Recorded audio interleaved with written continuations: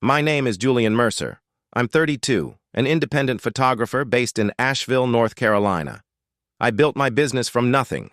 Weddings, wildlife, magazine spreads, the kind of work that pays the bills if you're good at it, and I am. But to my in-laws, especially Diane, what I do has never been enough. "How's the little photography hobby, Julian?" Gerald would ask at family dinners, not even trying to hide his disdain. He was an investment banker, the kind of man who measured success in square footage and stock options. Every Sunday dinner at their colonial-style house was the same, Diane fussing over her daughter while Gerald interrogated me about my finances.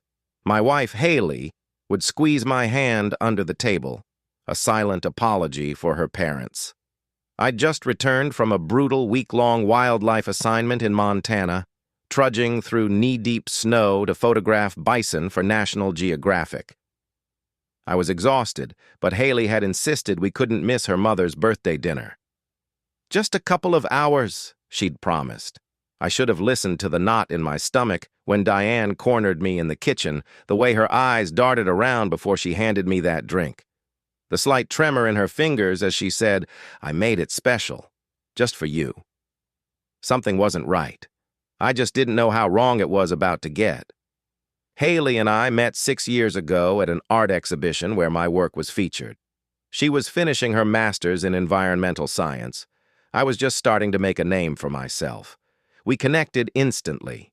She understood my need to capture the world through a lens, and I admired her passion for protecting it. Her parents were another story. From our first meeting, Gerald made it clear he had expected someone different for his daughter, someone with a desk job, a retirement plan, a company car, someone exactly like him. Diane was subtler. She'd praise my photos while immediately asking when I planned to settle into something stable. She'd invite me to family functions, then introduce me as the photographer instead of her son-in-law. For years, I tried to win them over.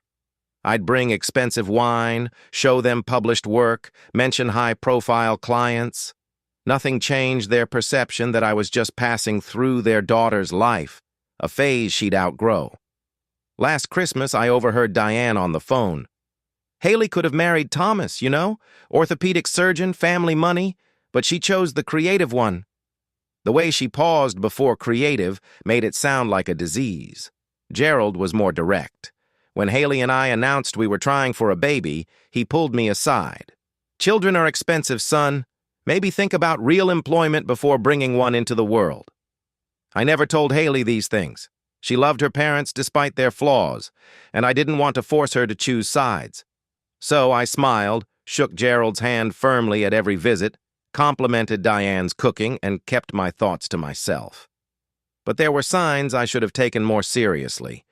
The way Diane would call Haley into the kitchen whenever I talked about a successful project, how she'd accidentally exclude me from family photos, the time Gerald suggested therapy for Haley's impulsive decisions, while looking directly at me, I ignored it all, thinking time would eventually bring acceptance.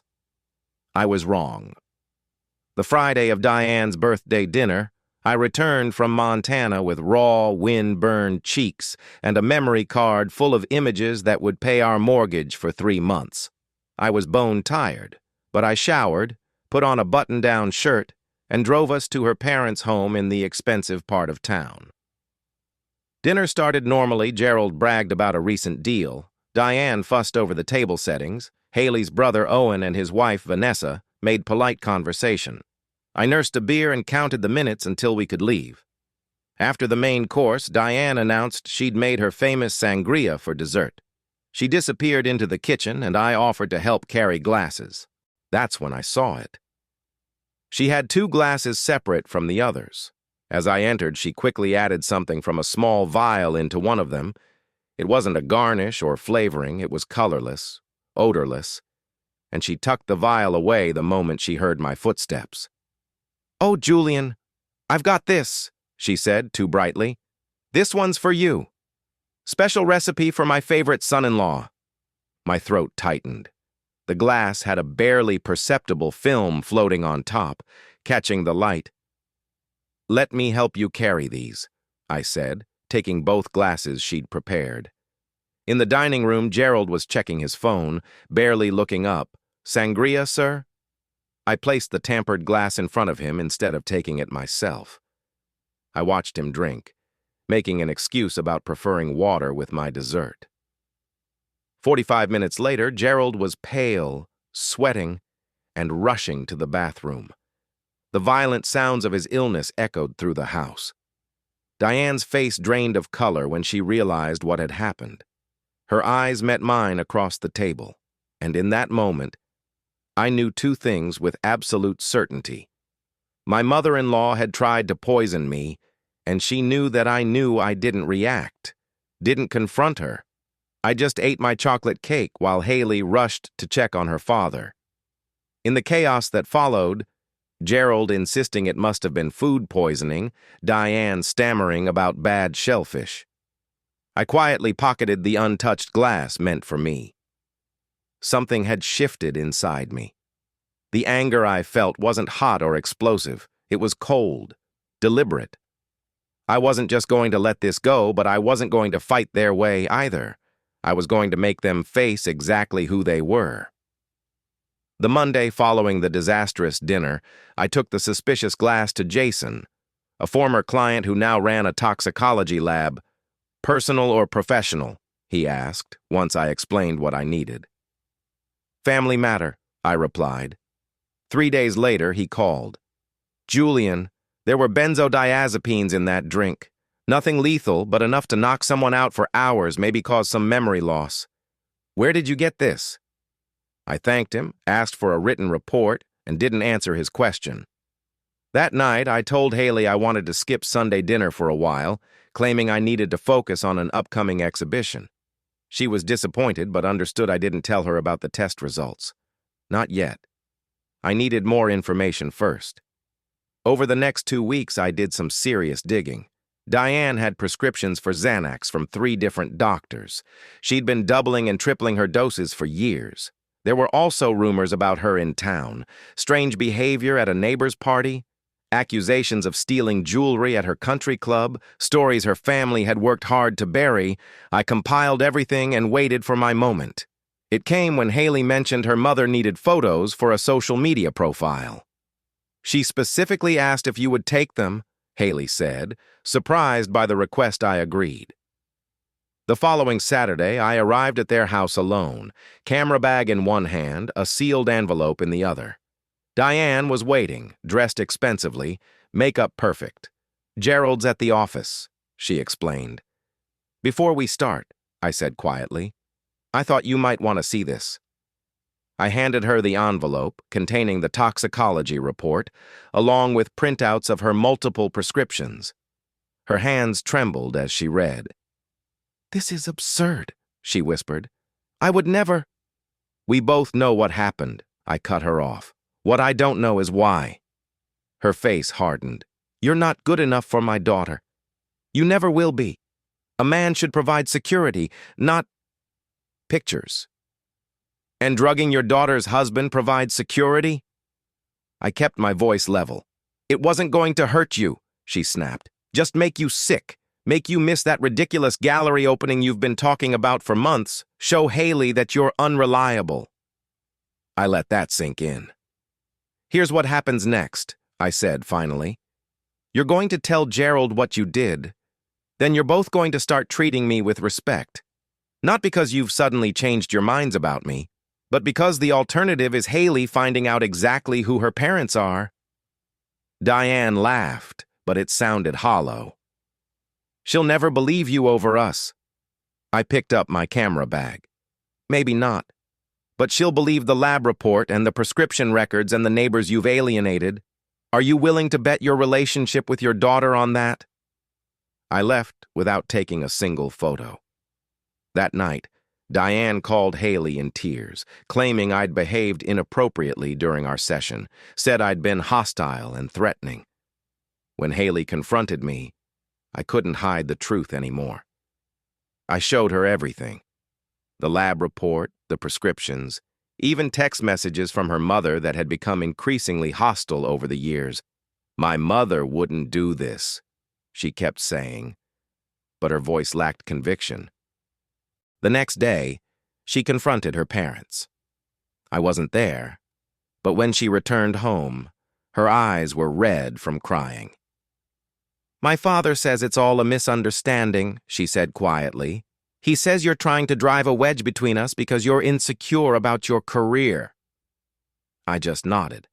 I'd expected this. "What do you think?" I asked. She didn't answer, just crawled into bed and turned away from me. I'd pushed back, but somehow I'd fallen deeper into their trap. Now I was the villain in their story, and they'd managed to plant doubt in the one person whose opinion mattered most to me. For 2 weeks, Haley barely spoke to me. She went to her parents' house alone, came back with red eyes and new doubts. I threw myself into work, spending long hours in my studio, waiting for the storm to pass. Then, a package arrived for me. No return address, just my name scrolled across the top in unfamiliar handwriting. Inside was a USB drive and a note. "You should see this.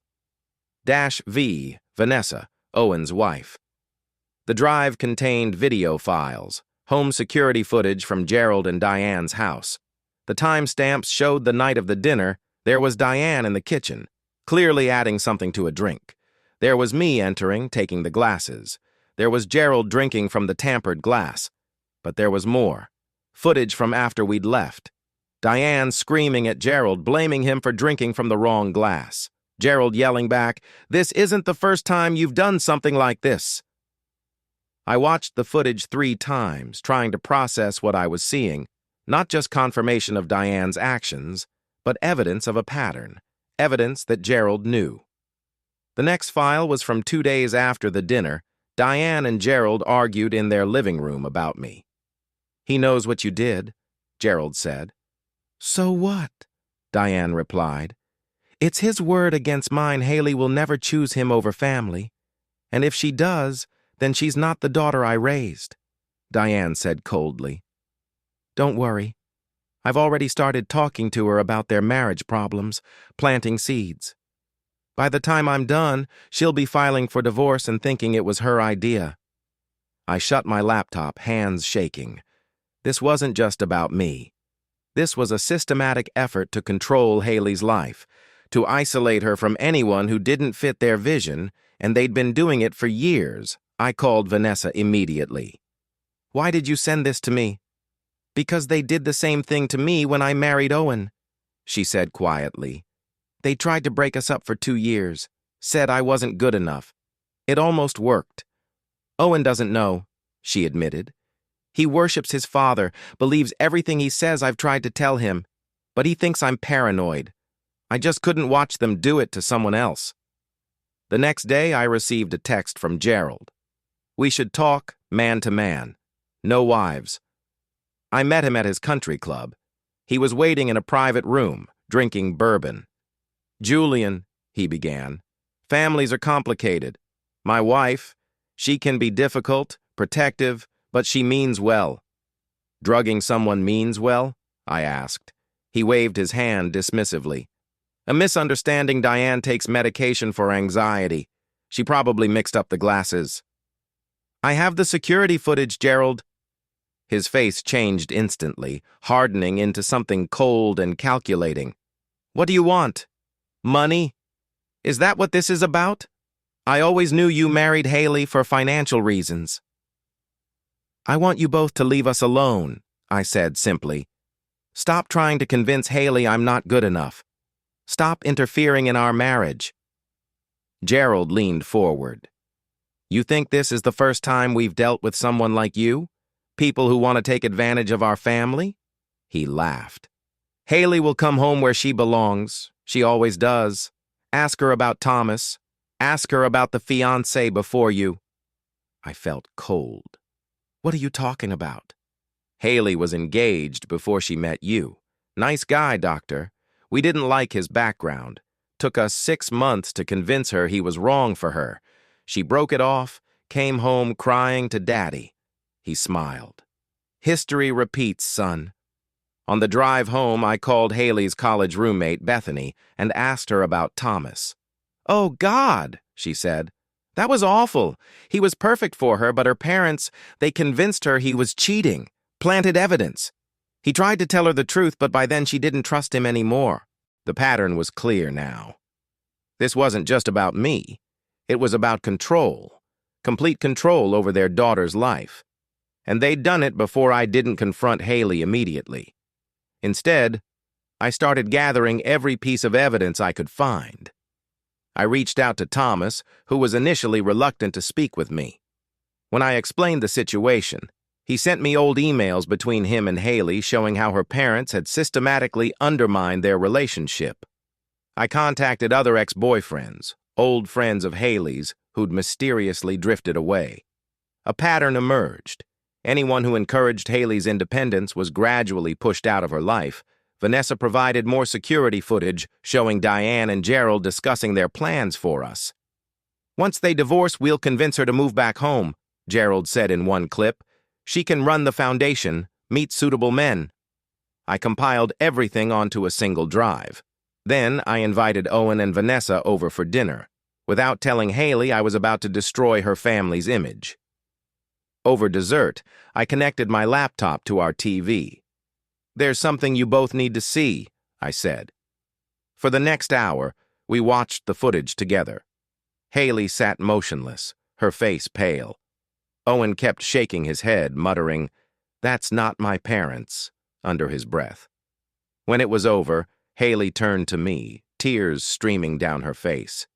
"Why didn't you tell me sooner?" "Because I needed you to see for yourself," I said. "All of it. Not just what they did to me, but what they've been doing to you, your entire life." Owen stood up, furious. "This is garbage. You've edited these videos. My parents wouldn't do this." Vanessa touched his arm.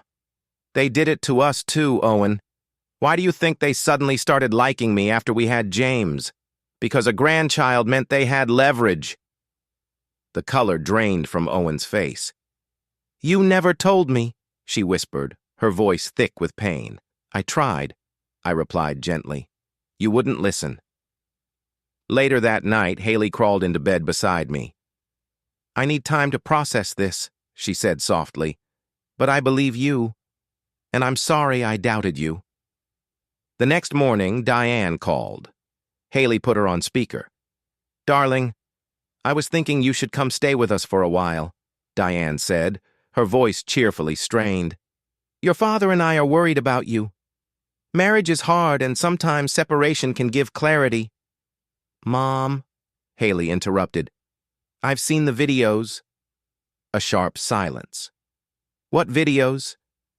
"The security footage of you drugging Julian's drink. Of you and Dad plotting to break up my marriage." Another pause. "Haley, whatever he's shown you has been manipulated. You know Julian has always been jealous of our family. Stop." Haley's voice was firm. "We're coming over tonight. All of us, Owen, Vanessa, Julian, and me, we're going to talk about this as a family. No more lies." After she hung up, Haley turned to me. "They'll deny everything. They'll try to turn this around on you." I nodded. "I know. So, what's our plan?"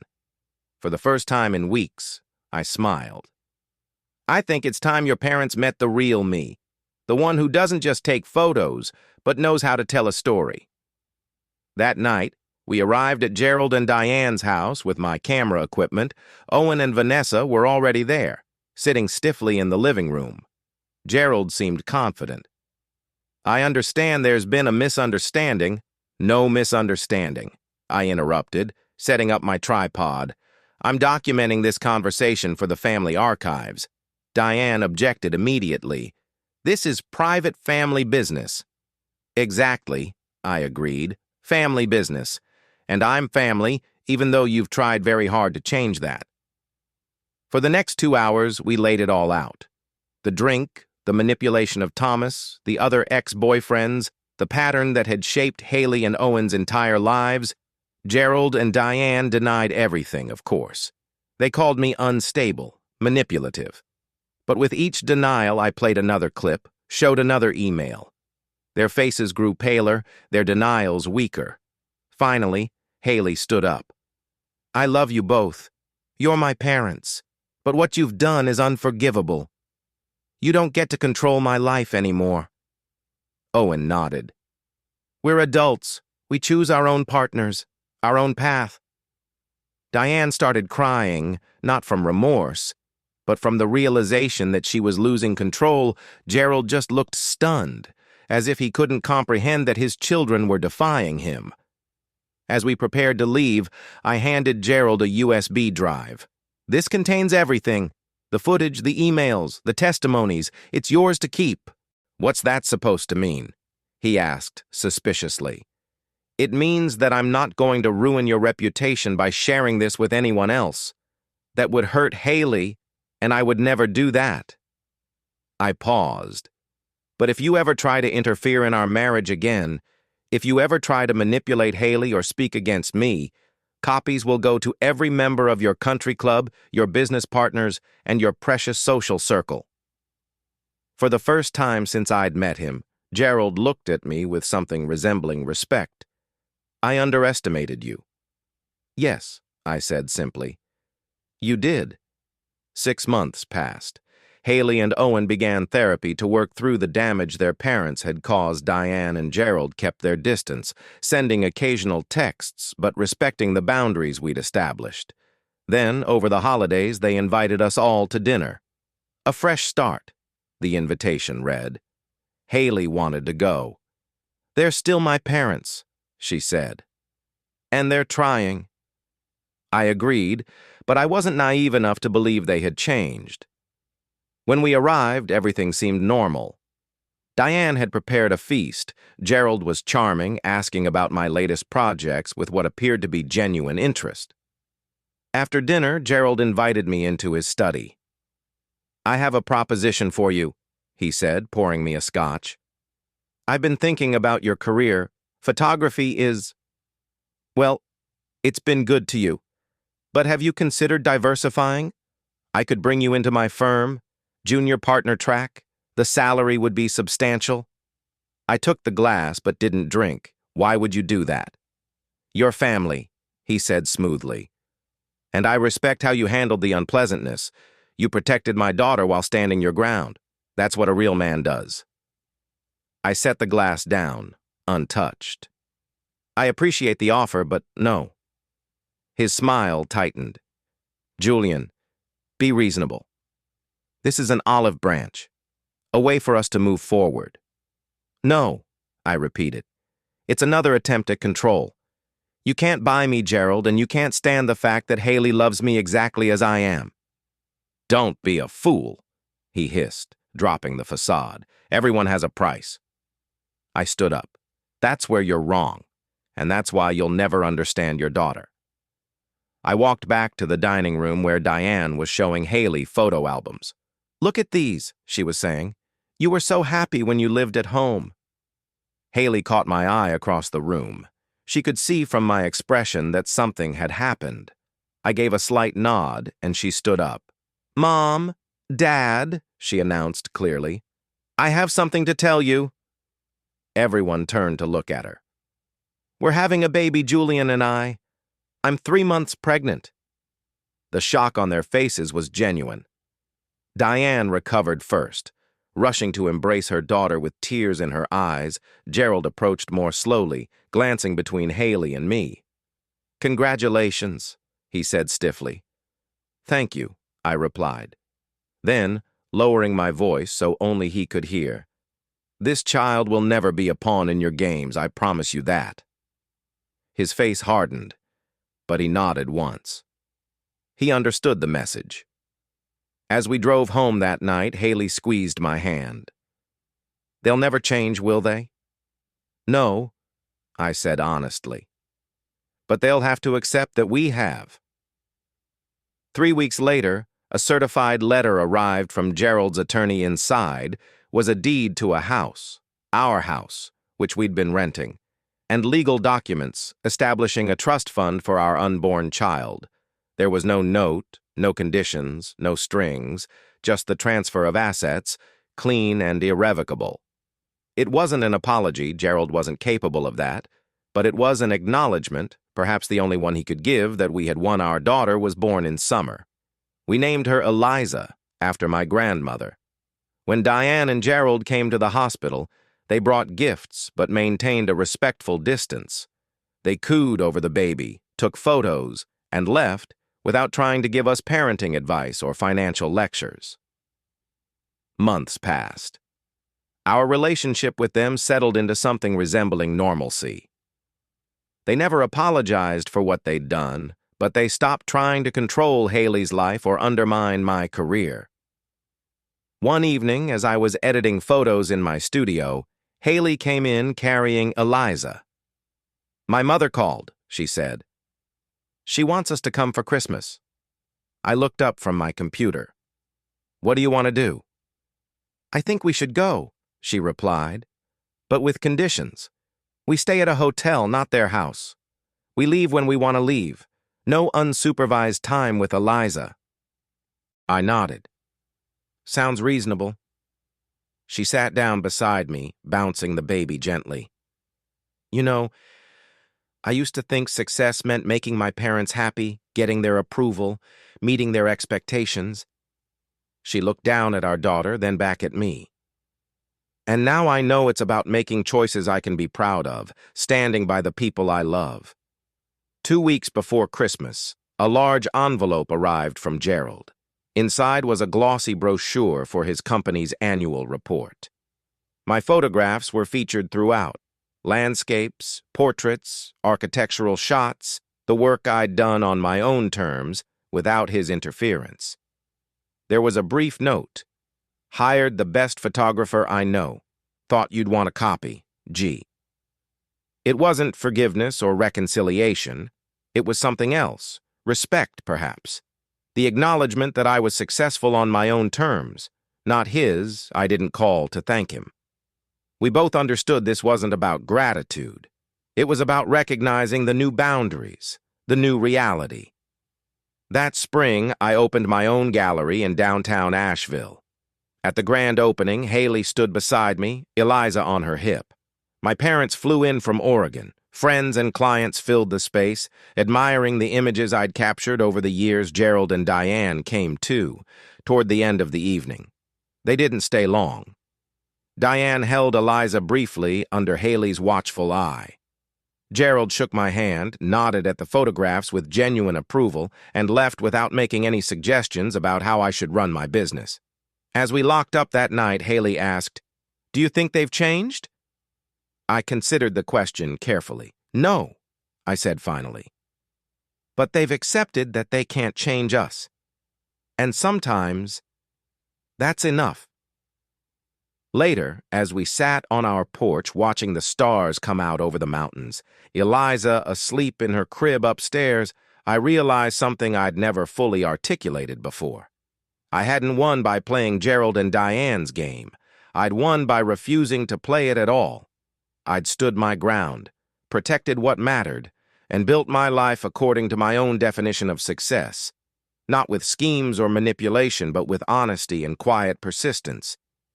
In the end, that was the most satisfying revenge of all, living well on my own terms with the family I loved beside me.